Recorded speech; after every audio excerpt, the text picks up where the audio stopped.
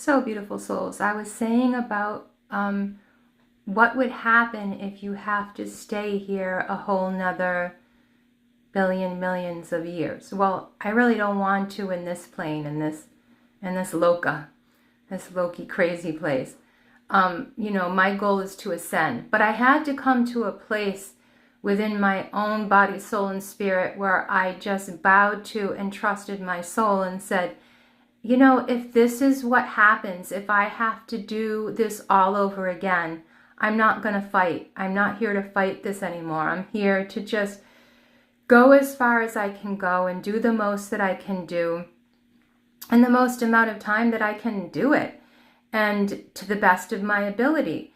And that if I should happen to be stuck in some astral place because of some food doing horrible magic to me, or I happen to just get sucked out of my body, which is part of the Kundalini ascending whole process anyways, because you're becoming spirit, you're dying before you die.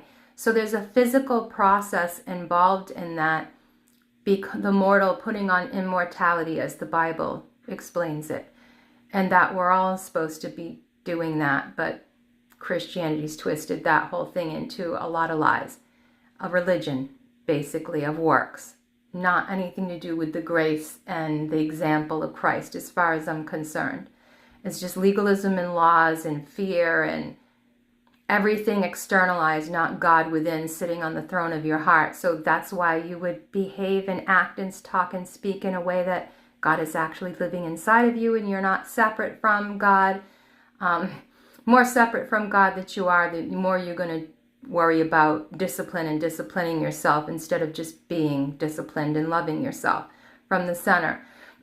So I had to come to this place where, okay, well, if I have to do it all over again because I'm a bad girl and I have to come back here to hell, so what?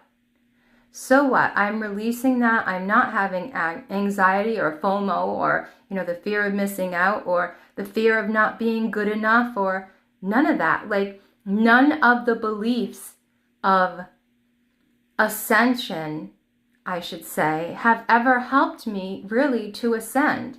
It's all internal. It's not external.